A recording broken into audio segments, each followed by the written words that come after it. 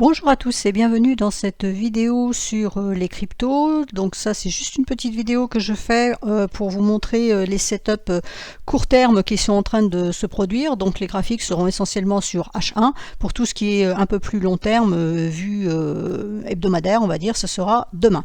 Donc le Bitcoin et beaucoup d'autres, à part une seule qui est en train de décoller dans l'autre sens, mais toutes les autres grosso modo sont négatives, sont en train de donner un signal vendeur. Alors ce que je voulais vous expliquer c'est ça, c'est-à-dire qu'à court terme, nous avons en H1, là je suis sur le Bitcoin, nous avons une belle tendance baissière. On a eu un flat ici qui n'a rien donné puisque le nuage finalement n'a pas pu être traversé par les prix. Il y a eu une tentative ici, ça a avorté. On est retourné chercher le niveau de 100% d'extension Fibo. Donc reprenez mes anciennes analyses pour avoir les Fibo.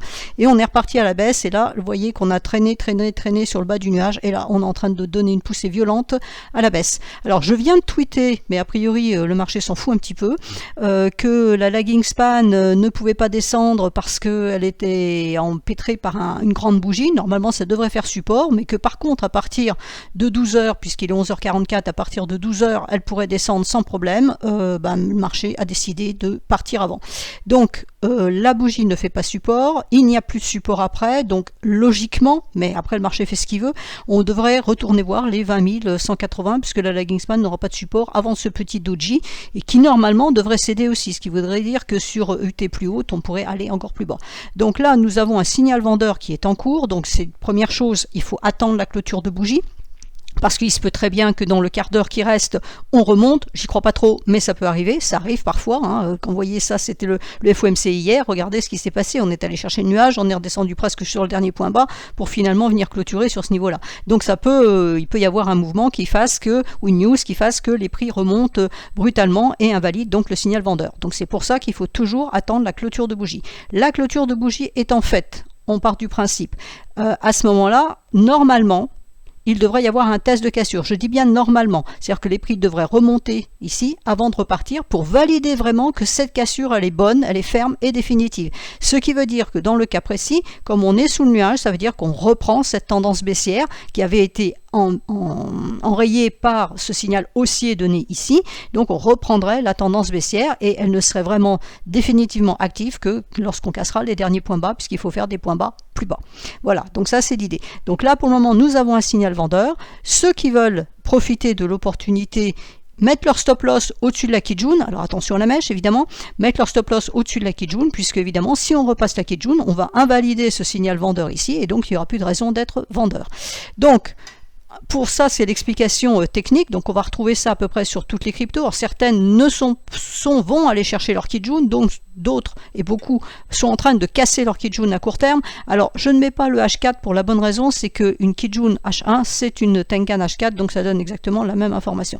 Donc le Bitcoin, s'il arrive à casser ses derniers points bas, on ira chercher potentiellement les 1,382 d'extension à 17 256, c'est l'objectif suivant. Donc ETH, on a la même configuration. J'ai fait le même tweet, voilà, avec pas la même bêtise, mais enfin bon, le marché s'en fout. Donc pour le moment ça casse, vous voyez que pour le moment il tente de corriger. On a déjà une petite mèche, donc voilà, c'est pour ça que je dis que la clôture de bougie est très importante. Si on clôture au-dessus, à ce moment-là, on peut très bien imaginer qu'on reprenne la hausse, et là, c'était juste un excès dû à on ne sait trop quoi, une news qui est passée dans le marché, et ça a donné un excès. Mais sinon, la réflexion est la même, c'est-à-dire qu'il n'y a pas de support, donc ETH, normalement, on irait chercher les 1032 qui correspondent à un niveau de mensuel, qui correspond plus ou moins à 20 points près, au point bas ici. Alors je vous les passe en revue rapidement. AAV, même chose. Alors AAV est en train de casser donc sa Kijun et pourrait traverser le nuage. Vous notez qu'il est fin. Vous noterez aussi qu'on est allé chercher le bas du nuage et que pour le moment ça tient. Donc même chose, attention à la clôture. La lagging span pour le moment, elle a justement le bas de nuage plus la Kijun en support et vous voyez que c'est exactement sur le point bas de la mèche. Donc c'est pour ça que ça s'est arrêté ici. Maintenant, l'heure suivante, voilà, ça peut baisser. Donc là, il faut que la lagging span nous casse encore ce double support Kijun plus Tenkan, alors qu'il est plus ou moins vertical, donc ça devrait pas trop poser de problème, mais on a ici un deuxième support à 58,78, il faut que ce niveau lâche pour vraiment qu'il y ait un peu plus de baisse. Même chose, stop loss au-dessus de la Kijun. Cardano, je viens de la tweeter en exemple. Donc casse sa Kijun, donc voilà un exemple de setup sur Ishimoku. On casse la Kijun, signal vendeur, attention au potentiel test de cassure. La lagging span doit casser sa SSB, j'ai un support suivant ici qui est important puisque c'est une SSB. Si la lagging span casse sa SSB, à ce moment-là on pourra envisager le TP qui est ici, en notant que la lagging span aura encore une Kijun à passer, mais normalement ça devrait le faire parce que ça va être un fort attrait, on a une Kijun sur le même plan qu'une SSB, c'est un fort attrait, donc normalement ça devrait passer, pas forcément en ligne droite, mais ça devrait passer. Attention, il y a encore du passage faible ici, le nuage aussi ici est fin, donc ça pourrait passer. Donc là, on a vraiment un setup baissier. Donc même chose, quand on fait des setups comme ça, on prend les supports ou les résistances, suivant le sens, au fur et à mesure. C'est-à-dire là, j'ai un premier signal, il faut que je valide par un test de cassure. Si le test de cassure ne se fait pas parce que la volonté baissière est plus forte, à ce moment-là, il faut casser ce niveau-là impérativement qui correspond à la SSB sous la LS. Ensuite, j'ai ce niveau-là. Donc je casse ça, je vais chercher ça. Je casse ça, je vais chercher autre chose. On procède pas à pas. On ne dit pas ça baisse et je vais chercher je sais pas quoi là en bas. Il faut y aller pas à pas parce que les marchés actuellement sont difficiles, sont compliqués. Si vous mettez des objectifs trop lointains, vous ne les atteindrez pas, c'est pas la peine, ou dans longtemps vous allez stresser, ça ne sert à rien, vous appelez au secours en disant oh là là mon Dieu ça baisse ou ça monte, enfin ça va pas dans le sens où je suis. Donc l'idée c'est de prendre les supports, puisqu'on est en baisse, les uns derrière les autres. C'est pour ça que sur mes écrans on m'a dit mais pourquoi vous mettez toujours les supports en baisse, parce que ça donne les différents niveaux sur lesquels les prix pourraient décider de rebondir. Pour le moment ils baissent, ça ne veut pas dire qu'ils vont baisser à vitam aeternam. Donc il faut noter les supports et dire ok ça c'est un support, il tient pas. S'il tient pas, je revends en dessous. S'il tient, je sors ma position et j'inverse ma position. Donc rapidement pour les autres, Algo, voilà, son niveau il est ici à 0,3158, donc normalement le TP se situe à 0,30. Atom, même chose, casse sa Kijun à 6,72, donc ça reste baissier en dessous, et le TP il est à 6,46, voire ici 6,38. Avax, casse sa Kijun, TP à 15,98, voire 15,88. Bond, casse sa Kijun, passe le nuage fin, donc baissier en dessous de 1,367 pour aller chercher 1,309, voire la droite de support qui va se trouver par ici. Tac, voilà, donc autour de 1,296. BCH est déjà sous sa Kijun, donc là c'est les derniers points bas qui sont en objectif à 110. BLZ, baissier aussi, déjà sous sa Kijun, les points bas en objectif à 0,09. BNB casse sa Kijun, le support suivant est à 213,60, 211 et les derniers points bas. Cake tente la cassure de sa Kijun, donc baissier en dessous de 3,023 avec les derniers points bas en objectif à 2,73. Chili's casse sa Kijun, passage faible, twist. Alors on a un support ici à 0,925, si ça lâche c'est 0,911 et les derniers points bas. Coty baissier, même chose, alors là on a un petit support ici mais bon ça devrait descendre après. Compound baissier, même chose, un petit support ici à 31,40 mais on devra aller chercher les derniers points bas tant que la Kijun tient en résistance. Crow baissier aussi, alors le support ici, la bougie suivante il n'y a plus de support. CRV cassure ici, alors CRV on a des supports à 0,679, 0,676, donc voilà, grosso modo on va vraiment passer baissier en dessous de 0,676. Casper, alors nuage fin ici, le support il est à 0,0258. Dash, même chose, twist, donc tout ça c'est pas beau. Dot, alors là ça plonge, donc Dot normalement ça devrait être 7,27. EGLD, alors EGLD, elle a la Kijun en support ici à 49,87, donc il faut casser cette Kijun pour donner de la baisse vers potentiellement 45,50. Pour le moment, ce n'est pas baissier. ENJ casse sa Kijun, donc là, le support il est là, 0,429 et puis les derniers points bas. OS 4 Kijun, alors ayant trouvé un nuage en support, donc normalement les bougies suivantes il n'y a plus de support, la LS va pouvoir descendre, donc ça devrait continuer. Le support il est à 0,91. ETC baisse aussi, on a un support ici à 14,20, ensuite on en a un autre à 14,13, ensuite à 13,94 et après c'est la baisse. Fil twist, support à 5,36. Est-ce que ça tiendra ou pas? La lagging pour le moment est en train de buter sur la Kijun, on le voit en live là, vous voyez. À chaque fois que le prix descend, paf, la lagging tape sa Kijun et ça remonte. On est en train de travailler là dans la mèche, vous l'avez vu en même temps que moi. Donc il faut casser ce niveau là à 5,41, puis les 5,36 pour activer plus de baisse. FTM, même chose, donc là le twist il est ici, hein, à 14 heures, donc voilà, on peut glisser là le long et aller chercher ce niveau-là. Alors, pardon, le support, je remets FTM, le support ici est à 0,2256. FTT, le support est à 23,47 pour pas de validation baissière puisqu'on n'a pas de signal, puisqu'on n'a pas cassé la Kijun. Donc il faut casser cette Kijun à 23,47 et le plat de SSB ici à 23,41 pour lancer plus de baisse vers les 22,73 et plus. Là, la Kingspan peut descendre ici.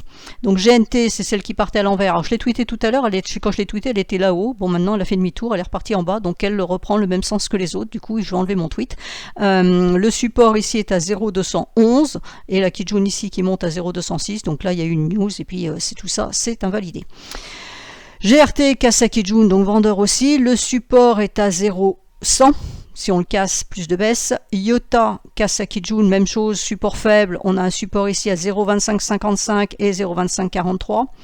KSM, cassure de Kijun par la lagging span, donc ça valide. On a un support ici, normalement on en a un autre à 49,50, un autre à 48,80. Si tout ça, ça casse, ce sera 47,30. Link baissier aussi, avec un support à 6,38, le suivant à 6,23 et le suivant à 6,10. Litecoin, support à 44,14 puis 43,50. Matic, on a un support à 0,383 et après ce sont les derniers points bas. MKR, MKR c'est baissier, hein, la lagging span baisse, on a une espèce de petit support ici qui a été marqué à 743. Si ça descend plus, si ça casse ce niveau, pardon, ça sera les derniers points bas. MTL, regardez MTL, ça c'est joli, en Ishimoku, vous voyez que la lagging span n'a pas validé de hausse, hein, elle a revalidé la baisse ici. Ici, tentative de casser la Kijun avec la mèche ici, ça ne passe pas, et là elle redescend, elle casse sa Tenkan, le signal vendeur est bien confirmé. Alors on a un support ici qui pour le moment a été marqué à 1,329, s'il lâche, ce sont les derniers points bas.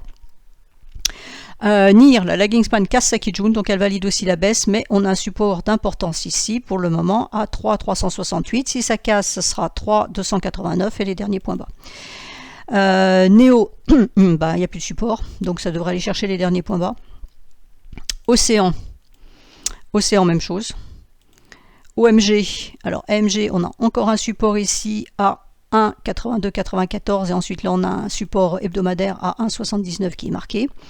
QNT, il n'y a plus de support.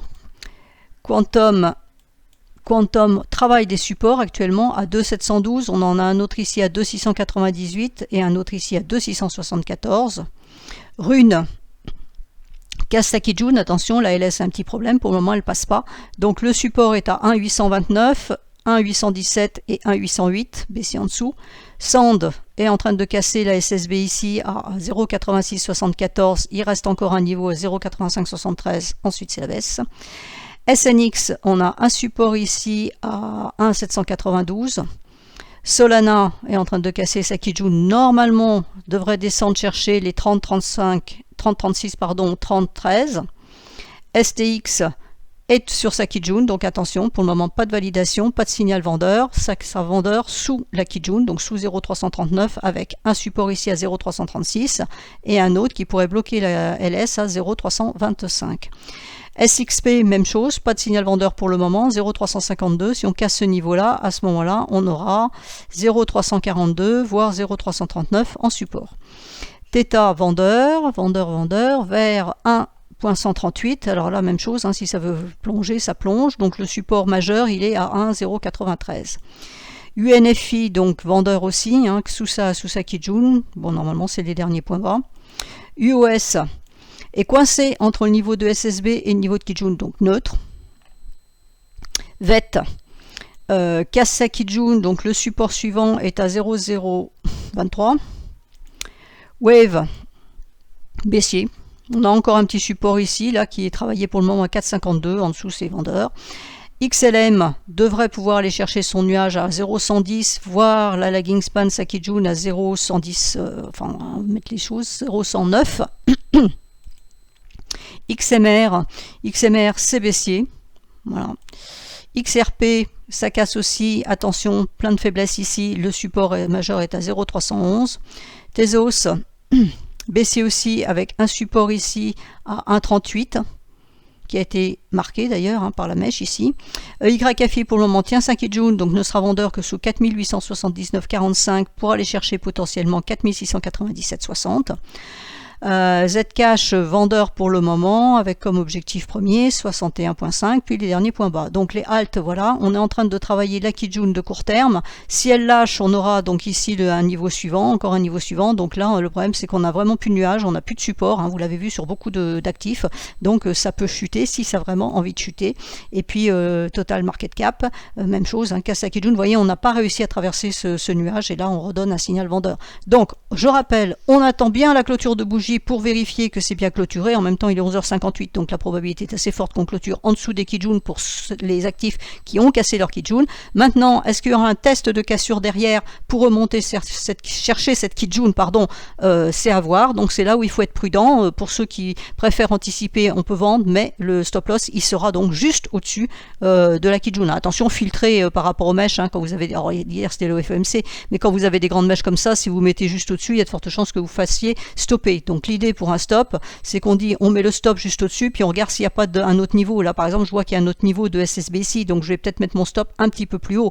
Alors si vous mettez votre stop même ici, même sur le point haut de la dernière bougie, de la bougie de cassure en l'occurrence, vous mettez votre stop loss là et vous allez chercher là, clairement de toute façon votre ratio il est bon. Donc c'est toujours ce qu'il faut regarder. Il faut regarder techniquement parlant où le stop loss se situe. Il se situe toujours au-dessus d'une ligne de signal. Là en l'occurrence on parle des Kijun sur cet exemple, sur le mouvement qui se produit actuellement. On va mettre au-dessus de la Kijun et puis on va voir à côté si éventuellement il n'y a pas encore de la résistance. Vous voyez, on a un niveau de Kijun ici. Donc tout ça, ça veut dire quoi? Ça veut dire qu'on peut descendre un petit peu et puis la LS va revenir chercher ce niveau-là. Donc vous serez stoppé si votre stop il est trop proche. Donc à ce moment-là, le mieux c'est vraiment de mettre le dernier point haut de la bougie si c'est possible. Évidemment, si on n'a pas une grande mèche comme ça absurde, on met sur le dernier point haut de la bougie dans le cas de la baisse. Voilà, donc n'oubliez pas que ça c'est du H1, c'est du court terme. Voilà, ça y est, on est en train de démarrer la bougie suivante. Donc tout peut se passer, tout ce que je viens de dire là, ça peut s'invalider dans l'heure qui vient. Hélas, voilà, c'est le boulot d'analyse technique, un peu frustrant par moment. Je vous souhaite à tous une excellente journée. Donc demain, je ferai la vidéo avant week-end.